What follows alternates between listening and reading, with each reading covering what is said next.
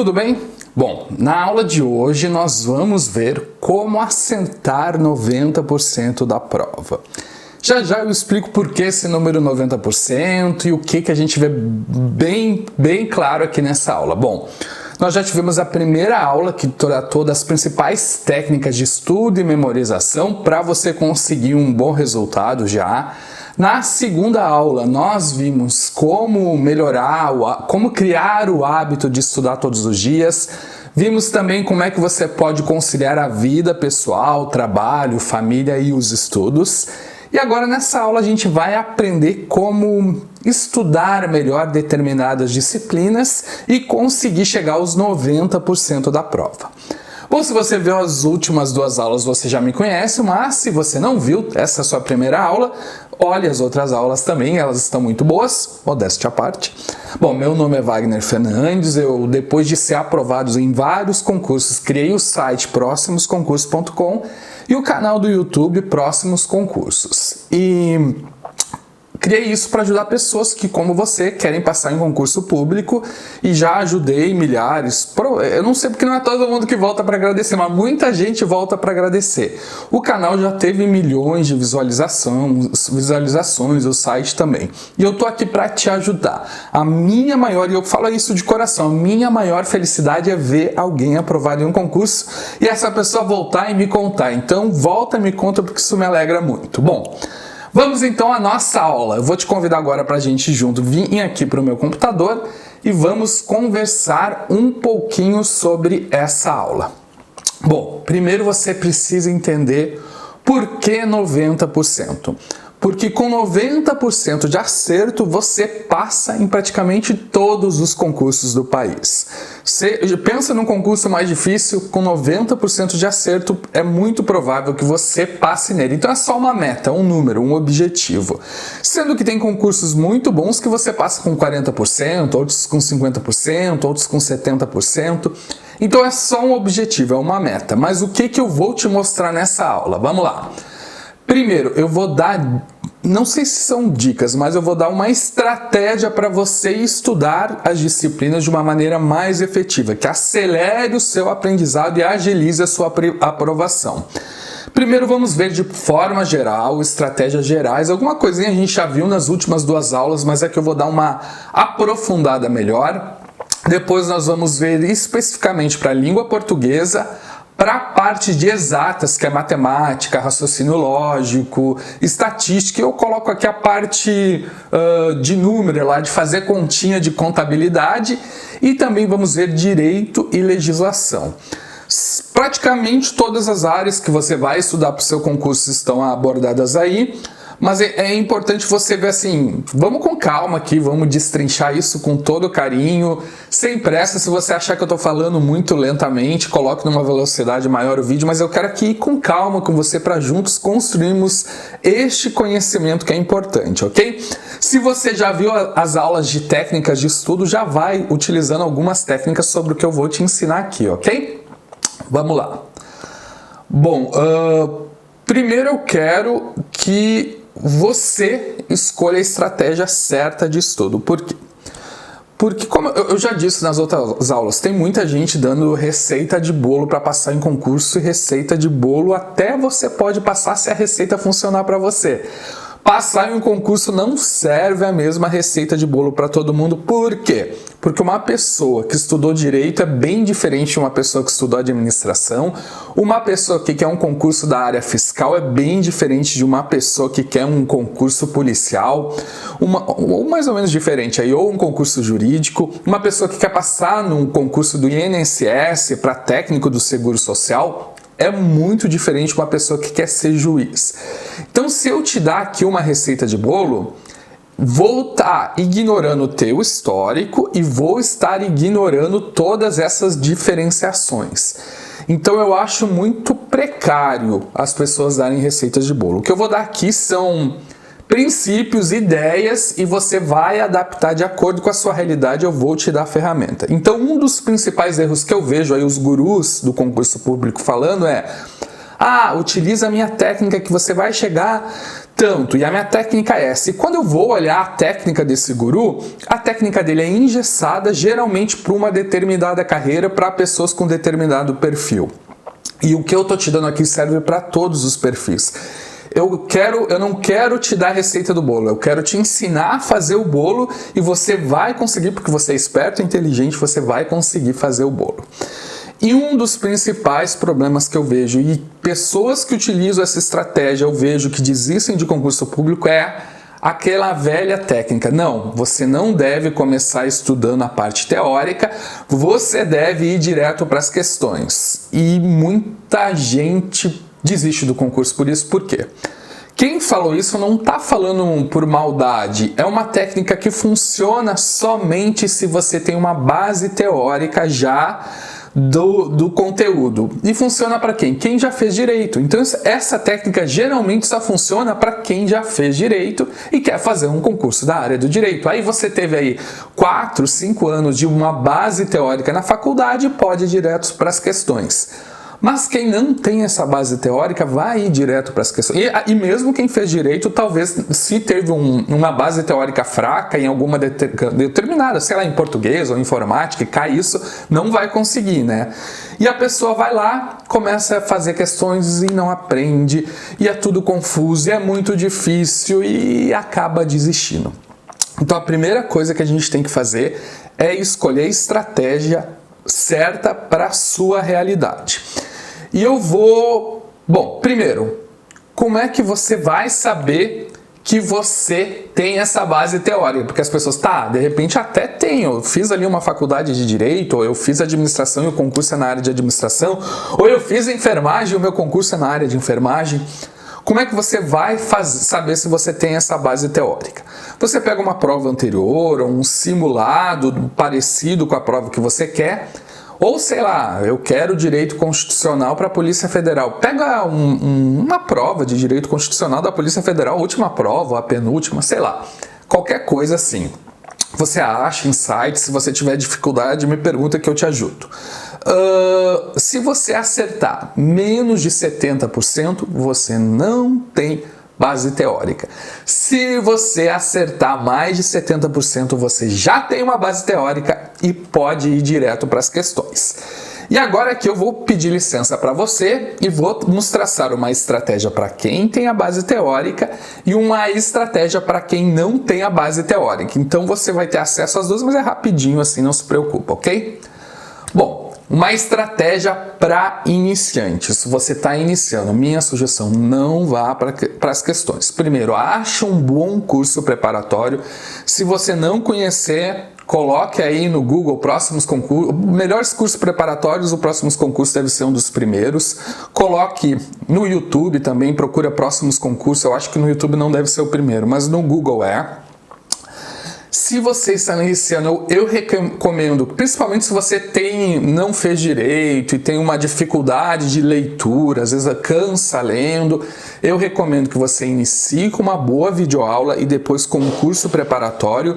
E tem alguns cursos preparatórios que são bem específicos para videoaulas que você pode se informar aí melhor. E com essa videoaula, com esse PDF complementar, o professor provavelmente ao final do PDF ou ao final da videoaula vai colocar algumas questões de concursos. Mas essa questão é apenas para fixar, para ver se você compreendeu o conteúdo, para você meio que assim, dar fechar ali o laço do conteúdo, né? Dar uma amarrada no conteúdo. E com o tempo, quando você vê que está chegando lá nos 70% de questões resolvidas, você até pode acabar indo para um curso voltado para questões ou ir direto para as questões. Mas depois de você ter essa base consolidada, para você não se frustrar, para você fazer o caminho certo, o pessoal quer acelerar, mas acaba queimando etapas. E o queimar etapas, às vezes, e na maioria das vezes, faz as pessoas desistir, porque se torna algo muito, muito complicado. É a mesma coisa que você querer aprender a dirigir numa Ferrari super complicada, cheia de botão. Não sei se a Ferrari tem botão, né? Mas querer dirigir num carro de Fórmula 1. Tipo, primeiro você tem que aprender o kart, tem que aprender a dirigir o normal para depois ir para um carro de Fórmula 1. É mais ou menos isso que o pessoal quer. Quer que você já chega dirigindo um carro de Fórmula 1 e não dá para fazer isso. Agora, rapidamente, vamos fazer uma estratégia para quem já tem uma base. Para quem já está no 70%. E quando você chegar no 70%, preste atenção que você já vai fazer isso. Bom, primeira coisa, você vai estudar por questões, mas você tem que estudar por questões de forma inteligente. E como é que se faz o estudo por questões de forma inteligente? Você vai pegar a questão lá que você... primeiro, como é que a maioria das pessoas... Só um minutinho aqui que eu vou... Como é que a maioria das pessoas fazem, né? Ela pega a questão... acertei, legal, isso eu sei, pula, faz outra, essa aqui eu errei, errei por isso, beleza, pula para outra, e faz isso muito rapidamente, muito automático, e tá perdendo aí uma oportunidade de aprendizado. Então eu quero que você o objetivo aqui do estudo por questões não é saber se você está sabendo ou não, se você está sabendo ou não, você vê nos simulados. O objetivo é ver se você está é você aprender, não é ver nada, é você aprender. Então você pega a questão e vamos dizer lá que um enunciado fale de determinado assunto, sei lá, imagina que a história é Dom Pedro I, e você pensa, pô, Dom Pedro I, eu sei tudo sobre Dom Pedro I, daí você lembra, não, mas para aí, que eu não lembro disso. Daí você, a partir do próprio enunciado, pode voltar na teoria. E daí você vai item por item, letra A, letra B, C, D e E. Se você tem alguma dúvida, mesmo nas questões que você acertou, você volta na teoria. Para quê? Porque a partir da prática, que é uma das maneiras mais legais de você gravar e memorizar, você vai conseguir ir para a teoria e já revisar alguma coisa. E se você vê que tem algum assunto que tem dificuldade, você pega aquele assunto que tem dificuldade e já faz um flashcard, já faz um mapa mental, já faz um resumo, faz uma anotação e já coloca nas suas revisões. Então, basicamente é isso, você utilizar a questão como um método de estudo. Você, desde o enunciado, mesmo as que você acertou e principalmente aquelas que você errou e teve dúvida, essas aí certamente você tem que voltar na teoria. Então você vai estudar as questões já com as suas apostilas do lado, já com o seu livro do lado e fazendo esse jogo a jogo, ok? Questões. Muitas pessoas perguntam, eu vou citar aqui, opções grátis, a gente tem o PCI Concurso, que você pode baixar todas as provas, só que daí ele não é organizado por assunto. Por assunto grátis tem o Questão Certa e o Estudo Grátis. Opções pagas tem várias, eu vou dizer aqui o que Concurso, Gran Questões e Tec Concursos. Ninguém está me pagando nada para dizer isso, eu só estou dando aqui para você ter uma ideia, ok? Vamos para a próxima? Bem, só fechando aqui, escolheu a estratégia certa, se você é iniciante ou se você já é avançado, lembrando que iniciante é menos de 70% nos simulados, avançado é mais de 70%, e esse 70% você faz por disciplina, cada disciplina, direito administrativo, português, para você saber como estudar, ok? Bom, isso aqui é tipo aquela coisa que a gente fica batendo na mesma tecla. Estude voltado para a banca. Por quê? Porque, primeiro, o que é banca? Muita gente não sabe o que é banca de concurso. Banca de concurso é a empresa que organiza. E daí tem CESP, tem Sebrasp, tem FCC, e tem outras. E cada empresa que organiza o concurso, ela tem um jeitão diferente, coisas que ela gosta de cobrar. Então a FCC tem um jeitão, o CESP Sebrasp tem outro jeitão, a Fundação Getúlio Vargas tem outro jeitão. E com o tempo você vai ver que eles repetem o tipo de coisa que eles gostam de cobrar e eles repetem às vezes até a mesma questão, só invertem a ordem.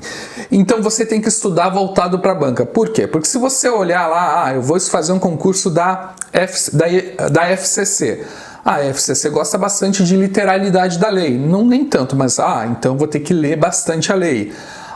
O CESP Sebrasp, eles gostam de fazer pegadinhas, então vou ter que estar ligado nessa pegadinha. Então, com o tempo você pega essa malícia da banca e principalmente daí língua portuguesa. Um gosta de cobrar crase bastante, então você vai ter que estudar bastante crase. O outro nunca cobra crase, então você não vai estudar tanto crase. Então, para você balizar, para você ajustar o seu estudo, você tem que estudar voltado para a banca. E como é que a gente sabe? A banca, às vezes, a gente não sabe. Aí você vai ter que estudar de uma maneira geral, mas, regra geral, a gente estuda voltado para a última banca do concurso, ou quando começa os boatos de outra banca, vai para outra. A boa notícia é que se você escolher um bom curso preparatório, ele já vai fazer isso para você. O professor já vai ter, porque o professor vai saber melhor do que você como direcionar esses estudos. Então, minha sugestão é que você escolha um bom curso preparatório para já fazer isso, ok? Bom, aqui é o seguinte, a gente tem, sabe aquele professor que você gostava lá na primeira, segunda série, que você se identificava e via que a coisa fluía e você amava ele? Tinha aqueles outros professores, geralmente o de matemática, não sei porquê, que a coisa não batia, como diz o santo não bate, sei lá, não dava certo. No estudo para concurso também é assim, e às vezes você não gosta nem da escrita da pessoa, você vai ler um livro, vai ver uma apostila, nem conhece a cara da pessoa e acha muito chato assim. Então minha sugestão para você é o seguinte, escolha professores que você se identifica, até principalmente para as exatas, porque às vezes tem professores que entendem que você já é avançado e vão lá explicando e você não entendeu o básico. Então, principalmente para matemática, para contabilidade, para estatística, escolha professores que você flui, que você vê que a coisa flui mesmo, porque os professores têm um jeitão diferente, têm um método diferente de explicar a mesma coisa, e às vezes esse jeitão acaba nos cativando. Uns são lentos, outros são rápidos, e é essa química, vamos dizer, que você tem que ver. Então tente escolher professores que você se identifica, às vezes você compra um pacote inteiro, não tem essa opção, né? Mas se você comprar cursos individuais, talvez você consiga.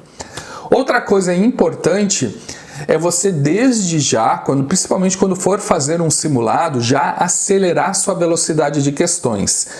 Por quê? Porque às vezes na hora da prova você não tem muito tempo para resolver uma questão. Então já vai acelerando, já começa a cronometrar, de vez em quando cronometre e use estratégias para acelerar a sua resolução de questões. E aí por isso que eu digo que às vezes é importante conhecer a banca.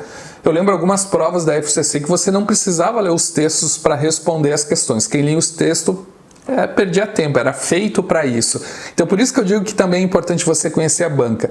Outra coisa que com o tempo você vai ver é aprender a fazer conta de cabeça, assim, de cor. Isso é importante. Isso é legal, depois a gente vai falar um pouquinho mais sobre isso. Por quê? Porque na prova é rápido, então isso aí vai ajudar você também já na hora da prova e acelerar a sua aprovação. E um erro muito importante, 2 segundos, hoje eu estou bebendo bastante água, hein? O clima deve estar seco. Agora foi café, não foi água, né? Mas é líquido. Bom, um erro muito comum da maioria das pessoas é ter medo de errar. E isso vale para tudo, vale para a vida, vale para aprender uma língua, vale para fazer um concurso, vale para aprender uma profissão, tudo que você vai aprender de novo, até aprender a dirigir, você certamente vai errar. Então eu quero que você tire essa ideia da mente que você não pode errar. Muitas pessoas eu vejo principalmente aprendendo língua, tem esse bloqueio e acabam desistindo de aprender a língua. Então você vai começar a estudar lá direito constitucional, vai errar quase tudo, vai acertar 30% no máximo. Qualquer coisa que você vai estar começando, você vai estar errando. E o medo de errar também significa você não pode ter medo de não passar no concurso. Isso é normal, a maioria das pessoas que passaram em bons concursos foram reprovados em diversos outros concursos. Então você precisa entender que o errar faz parte do jogo e aprender com os erros, que é o importante aí, parece até um clássico da vida, né? Mas é isso, você vai ter que olhar por que errou e aprender com aquilo. Então não veja o erro como uma coisa ruim, o erro é uma coisa boa que vai te mostrar o que você precisa aprender. Encare o erro de uma forma positiva e parte do jogo, ok? Bom, aqui tem um dedo com a tecla, porque eu fico batendo nessa tecla e talvez todas as aulas eu vou bater. Revisão, revisão, revisão. O que é revisão? Revisão é você vai lá estudar a sua matéria, sei lá, direito constitucional, direito administrativo, português, e aquilo que você não sabe, você provavelmente vai fazer algum tipo de anotação, um resumo, um flashcard, um mapa mental, você vai ter algum tipo de anotação. E eu quero que de tempos em tempos você leia aquela anotação de novo. Não é ler toda a matéria, não é ler todo o conteúdo. Se você quiser voltar nas suas apostilas, leia apenas as partes sublinhadas. É possível fazer isso, é uma estratégia que eu acho válida apenas como revisão. Mas eu quero que você de tanto em tanto tempo repasse os seus olhos nesse conteúdo. Por quê? Porque os estudos mostram que a repetição espaçada de um conteúdo é que faz você realmente aprender e faz você mandar para a memória de longo prazo. Então é o seguinte, se eu te ensinar uma coisa hoje, ou algum desses conteúdos que você está aprendendo aqui comigo hoje, e se você não olhar esse conteúdo de novo, em 60 dias você vai lembrar apenas 8% do que aprendeu. E para a hora da prova a gente sabe que talvez você precise de 90%. Para tirar esses 8% e mandar para os 90%, você vai ter que rever esse conteúdo, rever esse conteúdo, rever esse conteúdo e rever esse conteúdo. Só que você não tem como rever estudar, ficar estudando de novo toda a apostila, ver todas as videoaulas. Por isso que eu peço que você faça pequenos resumos, pequenas anotações daquilo que ainda você viu que não assimilou principalmente, e toda semana dedique um tempo à revisão. Eu geralmente, quando ia estudar, isso não tem regra. Eu posso te dar uma receita de bolo assim em geral, mas não tem regra. Você vai ter que ir no feeling. Mas eu geralmente quando eu estudar, vamos dizer que eu ia estudar 1 hora de informática ou TI. E em 10 minutinhos, no máximo 20 minutos, eu tirava para revisar esse conteúdo. E revisar é ler, é lembrar isso é olhar ali as suas anotações, é ler e olhar as suas anotações, não é nada muito mirabolante. A própria resolução de questões com o tempo acaba virando uma revisão que você vai espaçadamente repetindo aquela informação na sua cabeça. É importante você saber isso, eu vou bater essa tecla e você vai ouvir eu falar isso de novo porque é uma das coisas que melhores funcionam para a área de concurso público. Bom, aqui só para dar uma ideia da importância da banca, a gente já vai entrar em língua portuguesa, mas eu vou mostrar aqui para você, se você olhar, isso aqui é a fonte do Estratégia Concurso, já não está tão atualizado, mas vamos usar como regra geral. Olha só. Cada banca tem uma maneira diferente de cobrar os conteúdos. Interpretação de texto, todas cobram em torno de 30% da prova.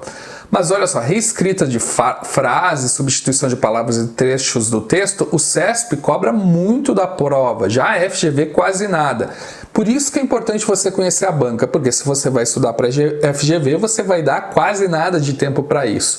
E assim por diante, coerência, o CESP é 8.1 e FGV 5.8. Pontuação, se você vai estudar para FGV, talvez nem perca tempo estudando pontuação, olhe rapidamente, já para o CESP é importante, esse é BRASP hoje em dia, né? E olha só, para FCC, morfologia é bem importante para FGV também, já para CESP não. Então por isso que eu estou dizendo, é importante você conhecer profundamente a banca para saber como é que isso funciona, ok? E um bom curso preparatório, como eu disse, já vai fazer isso para você. Eu sempre escolhi curso preparatório porque eu não tinha tempo de ficar olhando isso. Bom, vamos começar agora a ir disciplina por disciplina. Lembrando que eu vou começar com língua portuguesa, depois vamos exatas, depois vamos para o direito e por fim informática e TI. Eu não lembro se no começo eu falei informática e TI, mas tem informática e TI também. Vamos ver se dá tempo, né? Acho que dá sim. Bom, primeiro eu quero que você não cometa o erro que eu cometei, que quando eu comecei a estudar para concurso... Nossa, hoje está seco mesmo, gente. Pode ser ar-condicionado, né? Eu tô com o ar ligado. Quando eu comecei a estudar para concurso, eu comprei uma gramática cheia de exercício e eu ia lá e fazia, refazia aquele exercício. Eu perdi um tempo desgraçado que nem para a vida me serviu, porque como eu não fiz repetição espaçada e não revisei aquele conteúdo, esqueci tudo. Então eu cometi este erro, eu não quero que você cometa esse erro. Não comece estudando para gramática, por quê? Porque o estudo para concurso ele é muito diferente de um estudo acadêmico. E a gramática ela é voltada para uma universidade, para um estudo acadêmico, para alguém que quer aprofundar na língua portuguesa e de nada ou muito pouco vai servir para o seu concurso público, até porque a gente viu, não é tudo que as bancas cobram. Você gasta lá, 5 dias fazendo todos os exercícios gramaticais de pontuação, essa banca cobra 2% de pontuação. Você vai perder muito tempo em coisas sem importância. Minha sugestão, se você quer uma gramática, eu acho importante você ter um livro de gramática, eu botei aqui só um livro de exemplo, ok?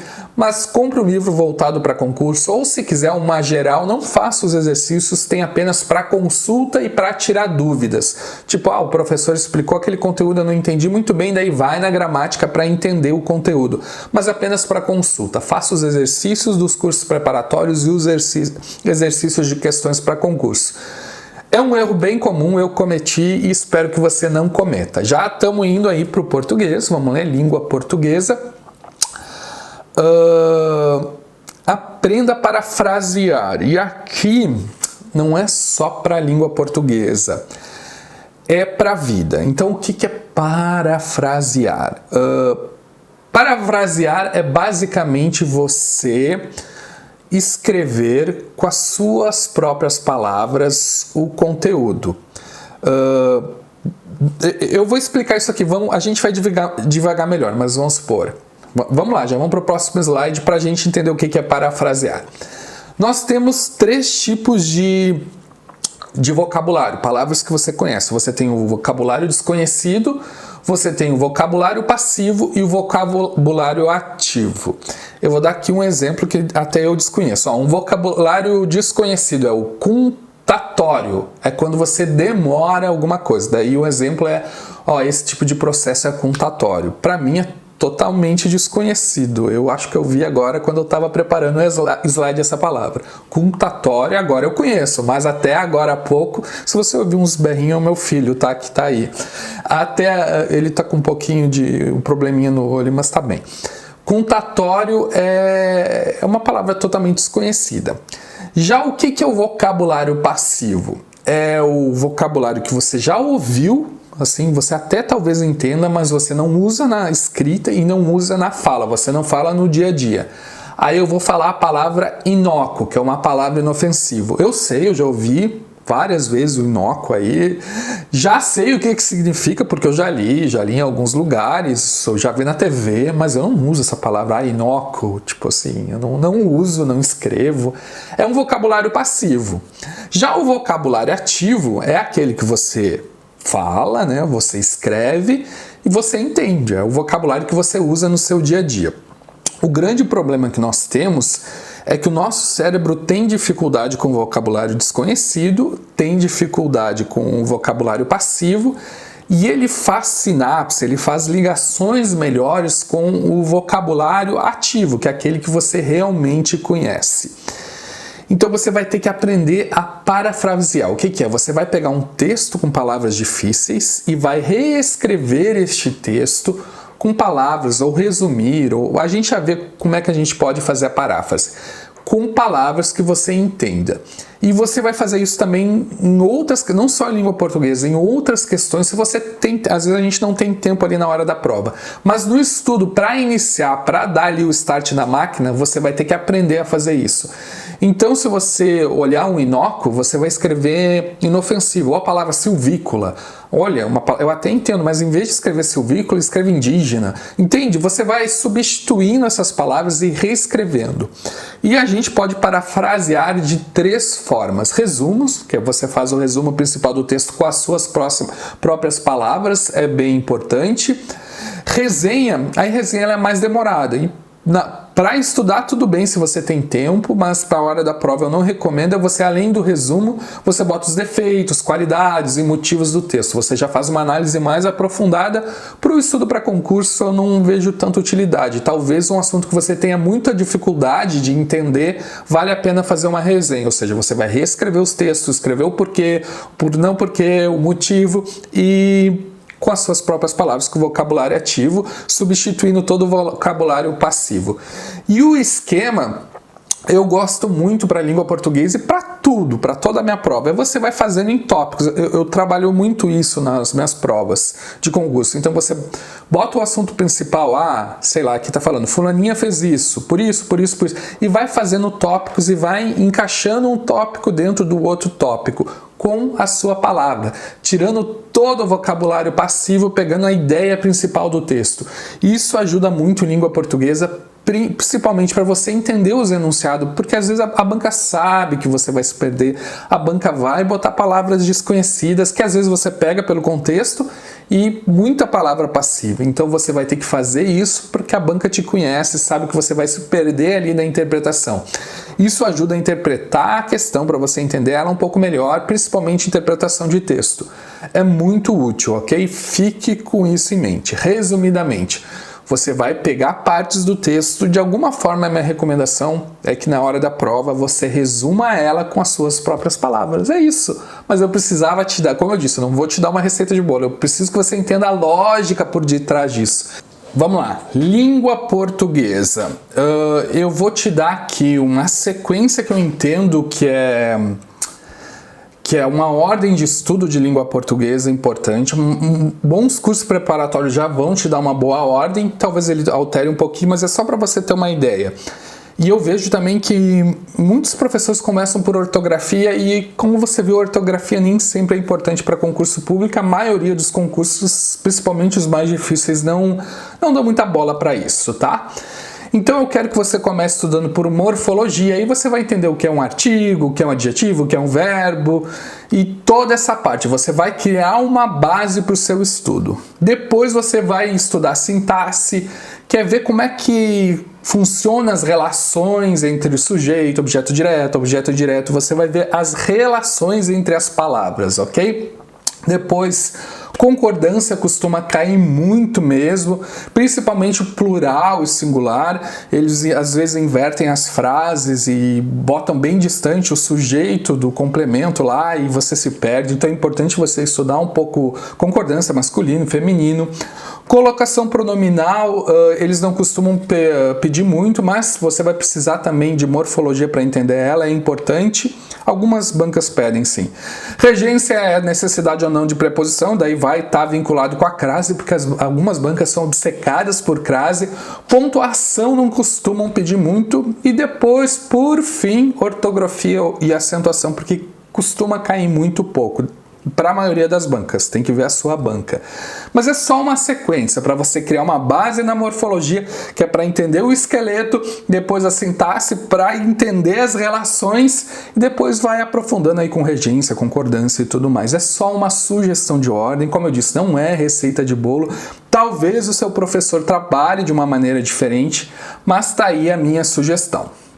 Agora a gente vai ver como estudar exatas, raciocínio lógico e matemático, estatística, matemática e contabilidade. E funciona, se aparecer uma outra exata aí no seu caminho, funciona. A primeira coisa que eu quero dizer para você é que na parte de exatas a maioria das pessoas tem um bloqueio absurdo. Eu não sei se é culpa dos professores, dos métodos, do ensino fraco, mas a maioria das pessoas tem muita dificuldade em qualquer coisa que envolva exatas e matemática, mas eu quero te dizer que dá. Exatas eu vou dizer o seguinte, é receita de bolo, mas dá pra gente aprender isso, ok? Minha sugestão, tem dois professores, eu sempre gostei de exatas e tive uma certa dificuldade, mas eu sempre achei interessante, mas é que eu tinha dificuldade porque era tudo muito abstrato, os exemplos, tudo dos professores eram muito abstratos, eu tinha dificuldade, pra que eu... Todo mundo, né? Pra que eu tô aprendendo isso, né? Mas vamos lá. Um professor que me ajudou muito na parte de estatística e matemática, ali a parte básica da matemática, a matemática financeira, é o professor Sérgio Carvalho. Recomendo ele muito. E contabilidade, assim, ó, a minha vida mudou depois que eu conheci o professor Silvio Sandi. Eu acho eles excelentes, mas aí deu a química aqui entre mim e eles, não necessariamente vai funcionar para vocês, como eu já falei, ok? Mas eu quero que você acabe o seu preconceito com matemática. Eu tinha uma certa dificuldade e tirei notas muito altas nos últimos concursos porque eu me dediquei e eu vou te passar, dessa vez eu vou te passar a receita de bolo, ok? Bom, primeira receita de bolo é faça muitos exercícios depois de entender a teoria. Sim, porque ir direto para o exercício não faz sentido. Faça centenas, milhares de exercícios de fixação. No dia que você aprendeu, faça alguns exercícios, na outra semana faça de novo, na outra semana faça de novo. Não faça exercício somente no dia que você aprendeu. Porque se você fizer exercícios apenas no dia que você aprendeu, lembra da repetição espaçada, logo você vai lembrar só 8% de como fazer. Você precisa repetir esses exercícios de tempo em tempo. Outra coisa importante, é comum você começar a fazer um exercício e ter que voltar na teoria. Não se sinta, não aprendi, eu sou um burro. Não tenha isso na cabeça. É normal, você vai começar a fazer, putz, não entendi nada, vou ter que voltar. E é isso que vai fazer você aprender. Outra coisa, é muito comum você no primeiro exercício que fizer não conseguir fazer, ficar frustrado, achar que não aprende, achar que não tem, dar um bloqueio geral. É muito comum. Volte na teoria ou procure até um outro exercício e aos pouquinhos vá tentando até você conseguir. Uma coisa interessante, principalmente o de questões de concurso, às vezes você bota um pedacinho da questão e você acha uma resposta na internet. Tipo, copia e cola ali um pedacinho da questão e às vezes o jeito que o professor explicou é um pouco diferente do da internet. Então, se você está com dificuldade no jeito que o professor explicou, procura na internet. E refaça exercícios até aprender tudo. E aí que eu estou dizendo a receita de bolo. As matérias exatas, elas são basicamente uma receita de bolo, porque primeiro você faz isso, depois soma aqui, depois divide, depois pega o quadrado e faz isso. Ela é uma sequência de passos. Todos os exercícios matemáticos são uma sequência de passos. E estatística, raciocínio lógico e matemático, e a parte de contabilidade mais ainda. Então, eu quero que você, quando for aprender um conteúdo novo, sei lá, probabilidade, faça uma receita de bolo, aí você já sabe, parafraseando, escrevendo com as suas próprias palavras a receita de bolo. Então, primeiro eu faço isso, depois eu pego e eleva tal, depois eu tiro o x e boto para o lado direito, depois eu tiro do colchete. Vá fazendo a sua receita de bolo com passo 1, passo 2, passo 3, pode ter 50 passos, não interessa. Vá fazendo a sua receita de bolo, deixa anotadinha, separadinha, ou no computador ou num papel, e toda vez que você tiver dificuldade de fazer algum exercício daquele assunto, então você vai ter que organizar esse exercício, você volta para a sua receita de bolo. Vá anotando as explicações das apostilas, de tudo. Vá juntando receitas de bolo, no final você vai ter um caderno de receitas de exatas, ok? Isso é muito importante, vai ajudar você, vai por mim. Outra coisa bem interessante é você dar apelidos ou etiquetar questões. É o seguinte, você vai ver que com o tempo as questões mais ou menos se repetem, porque eles gostam de fazer isso, as bancas e até a matemática em si, as exatas são assim.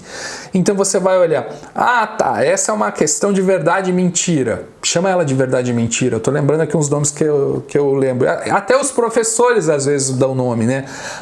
Essa aqui é uma questão dos irmãos, coloca nome de irmãos. Essa é uma questão de velocidade, coloca velocidade. Essa é uma questão de proporção maluca. Sei lá, coloque o nome que você quiser. Mas toda vez que você vê uma questão, vá já colocando um nomezinho nela na sua cabeça, escreve ali, sei lá, verdade, mentira, qualquer coisa, vai colocando ali, escrevendo. Por quê? Porque na hora da prova você vai ter lá o seu banco de dados funcionando ao máximo e com essa etiqueta você vai mais rapidamente acessar esse banco de dados. Então isso vai ajudar você a acelerar os seus estudos e quando você compartimenta e coloca nome nas coisas é mais fácil de você achar no seu cérebro no futuro. Faça isso, vá por mim, você vai perder alguns segundos, mas vai ganhar muita velocidade de aprendizado e de resolução do exercício. Lembrando que a gente precisa às vezes resolver exercícios muito rapidamente. Bom, outro problema comum para a maioria das pessoas é que a gente não tem base em matemática básica. Eu não sei porque não tem base em matemática básica, é engraçado, né? Mas a gente não sabe matemática básica. Eu não sei vocês, mas o meu ensino de matemática foi muito fraco. Às vezes era só umas decoreba louca da receita de bolo e eu não entendia muito bem. Então, antes de você começar uma contabilidade, uma estatística ou alguma matemática mais avançada de concurso, matemática financeira, Dá uma revisãozinha em matemática básica lá, adição, subtração, divisão, proporção, razão. Sabe aquelas coisinhas básicas, figuras geométricas, matemática básica mesmo. Gaste um tempinho aprendendo isso. Às vezes os cursos preparatórios oferecem isso, porque você tendo essa base, você vai acelerar muito a sua resolução de questões. Porque a matemática básica ela é fácil, o nome já diz, ela é básica, mas ela exige um esforço você fazer alguns exercícios e entender. Então é importante você ter essa consolidação. Se você tem, beleza, mas a maioria das pessoas não tem essa consolidação de matemática básica. Então faça isso. Lembra, eu não quero que você vá direto dirigir o carro da Fórmula 1, eu quero que você passe por todos, aprenda a dirigir o kart, o carro normal, depois vá para a Fórmula 1, ok? Bom, outra coisa importante é você aprender a fazer contas de cabeça, né? Porque você a maioria das provas não deixa você ter calculadora, então isso vai ajudar você. E nas questões exatas, você vai ter que parafrasear também. Então você vai ter que fazer um resuminho. Às vezes você não precisa utilizar palavras, né? Mas, sei lá, haviam 3 maçãs. Aí já escreve 3 maçãs. 2 foram, daí 2 para cá, 1 para lá. Daí você vai fazendo anotações em tópicos. Eu gosto muito em tópico, mas anote como, faz um quadrinho, faz como você quiser. A receita do bolo é sua. Tô só te dando alguns ingredientes. Daí lá, 3 limões, 2 limões, vai fazendo isso. Esses esqueminhas são importantes para você entender o contexto do exercício todo. Se você não fizer isso, é muito provável que você se perca ali e demore muito tempo lendo. Então vá lendo a questão e já vá fazendo essa receita de bolo, um resuminho. É importante isso.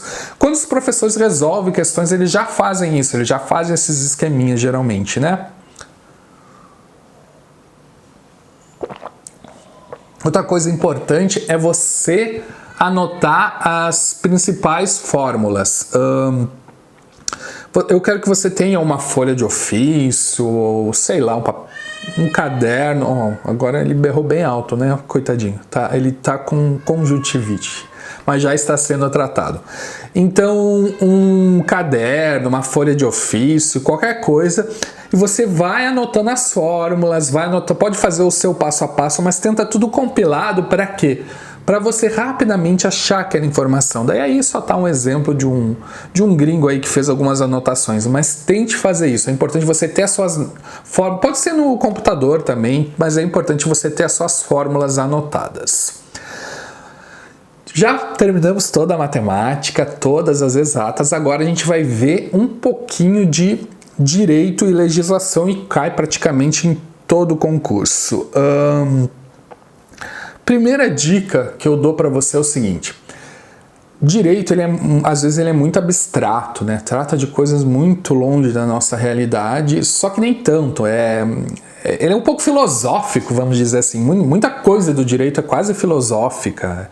Algumas coisas são práticas, outras filosóficas, mas o que eu diria é o seguinte: uma das maneiras que me ajudaram muito a entender o direito, e eu via que eu gravava mais os conteúdos quando eu fazia isso, era imaginar as situações práticas ao máximo daquele conteúdo. Vamos dizer que você está estudando, sei lá, senadores, deputados. Eu tentava visualizar o Congresso Nacional, tentava visualizar os senadores, tentava visualizar os deputados. Imaginava um deputado, sei lá, o Tiririca fazendo alguma coisa, um deputado, número de deputados, vários tiriricas, sabe? Visualiza no máximo possível. Está estudando sobre um aposentado, imagina alguém que você conhece aposentado naquela situação. Está estudando sobre trabalhador, imagina um trabalhador que você conheça naquela situação. Está falando de algum direito seu, ou de algum dever seu, ou imagina você exercendo aquele direito.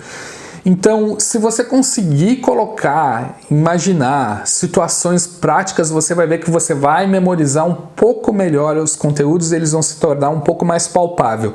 E quando você não conseguir exemplos, ou o professor não der, tenta criar exemplos da sua cabeça daquela situação. Você vai ver que você vai melhorar mesmo, você vai conseguir acelerar aí os seus estudos. E no direito ele é parecido com a matemática. Quando você começa a estudar direito, principalmente quem começa direito constitucional, porque todo mundo diz, começa a estudar só direito constitucional, e eu não concordo com isso, porque ele dá a base de todos. Não, eu não concordo que você deve começar só por ele. Minha sugestão é que você comece por uma noção básica de direito. E o que é? você gasta algumas horas tentando entender o basicão do direito mesmo. O que é um inciso, o que é uma lei, o que é Constituição, o que é uma lei complementar, o que é uma emenda constitucional, coisas básicas, quem faz essas leis. Tente aprender o direito básico mesmo, as coisas básicas, ali, você precisa dirigir o kart, é isso. E se você ir direto para o estudo, muitas vezes você está indo direto lá para o carro de Fórmula 1, e eu não quero que você faça isso. E às vezes poucas horinhas de uma aula de introdução ao direito já vai dar para você essa base. Poucas horinhas com um resuminho, tenho certeza que vai te dar essa base, mas tem essa base, faça essa base na área do direito, ok?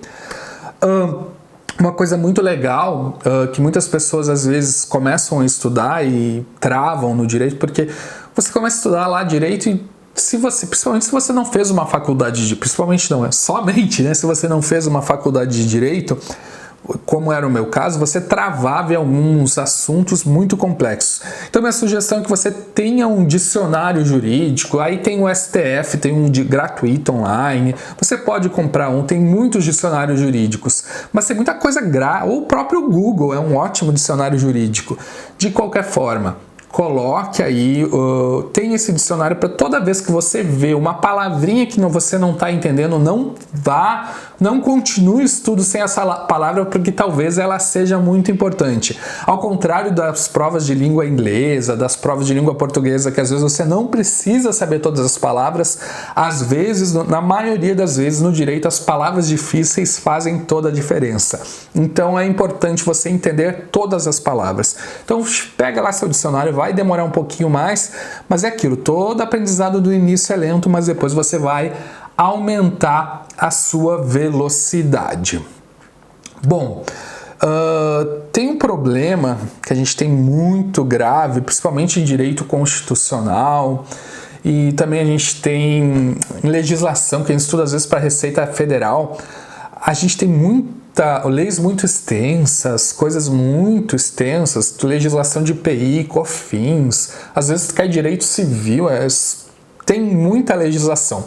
Só que a pessoa desavisada, em vez de comprar um bom curso preparatório, começa a ler a Constituição pura, ou começa a ler a legislação do IPI puro, e perde muito tempo. Minha sugestão é que você não faça isso.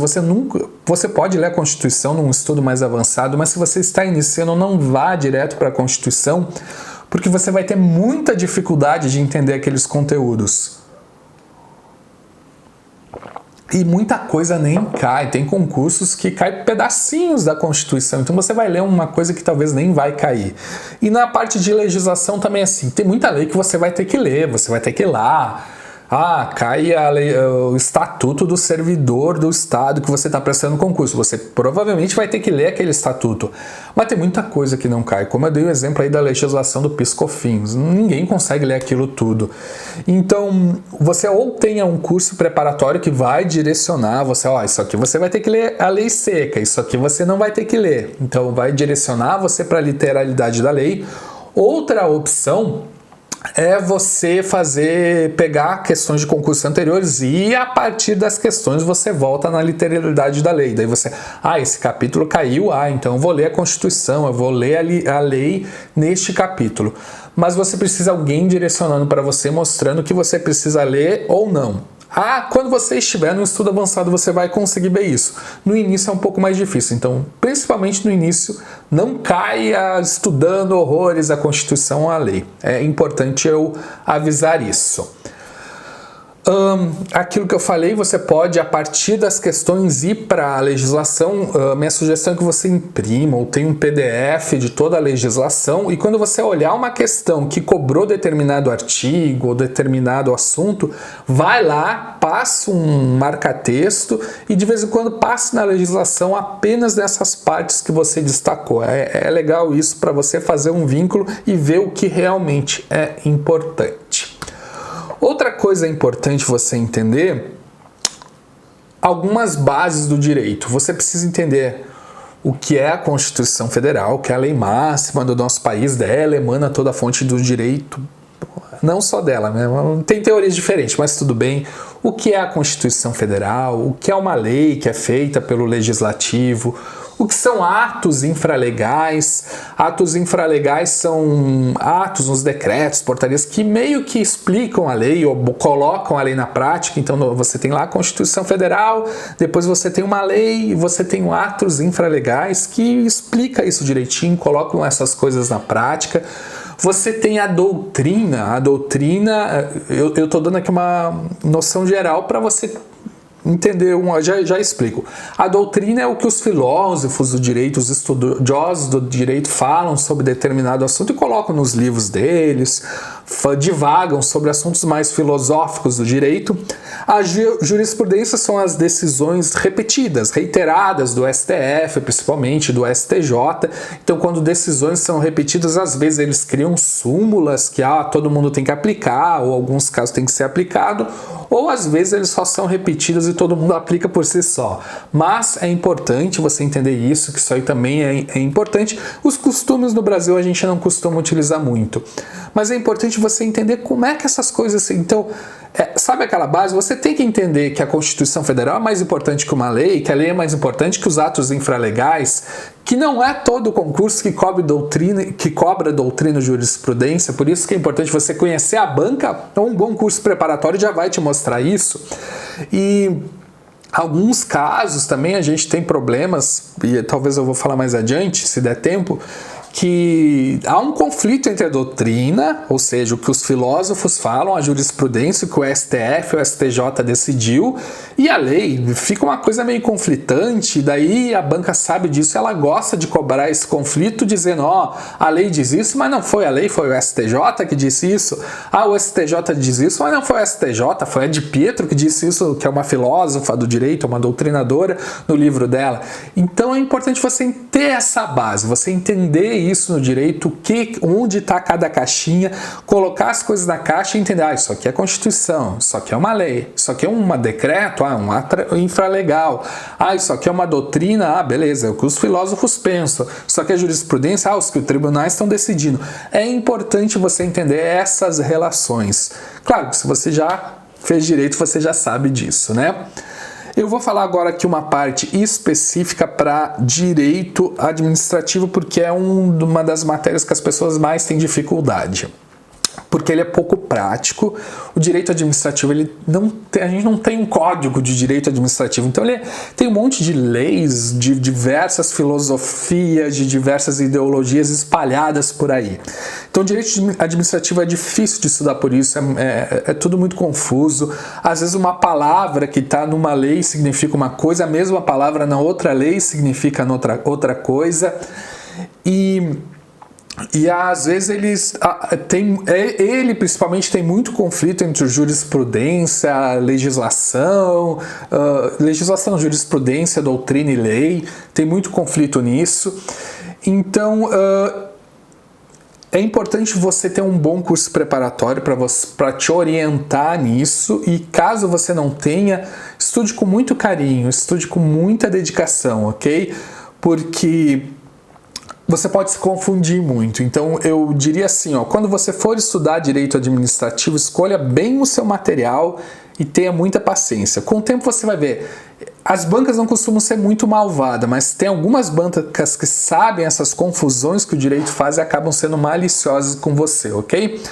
E cuidado com os exemplos da banca, porque o direito administrativo às vezes tem muito exemplo doutrinário, ele tem muita coisa de doutrina, e a banca sabe disso e usa um exemplo meio diferente para confundir você também, ok? Acho que de direito administrativo é isso. Outra coisa importante, antes de aprofundar no direito administrativo, tem uma visão generalista da coisa. É importante, entendeu mais ou menos a coisa e depois aprofundar, porque ele é bem chatão mesmo. Vamos então ver um pouco informática e TI.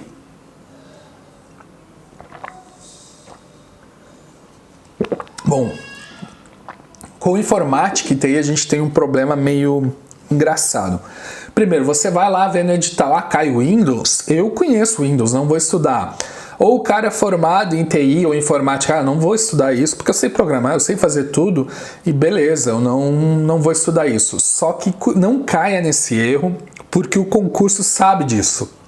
E o concurso público, ele é muito diferente da área acadêmica ou do dia a dia. Eles não vão cobrar Ctrl+C, Ctrl+V que você usa no dia a dia, ou aquela programação corriqueira que você aprendeu na faculdade. Eles vão cobrar coisas que só vai saber quem realmente estudar para concurso, que já conhece as malícias da banca.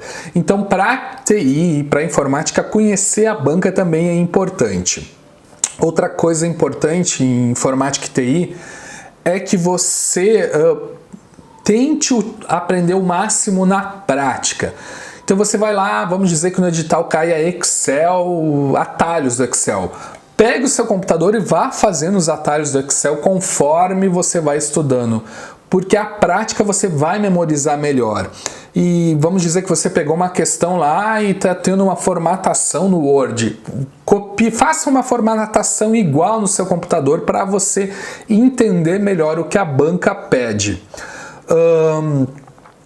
Vá testando menus, vai testando tudo isso. Se for de TI, principalmente, tiver programação, vá programando junto com a banca, né? Não é todo mundo que faz TI.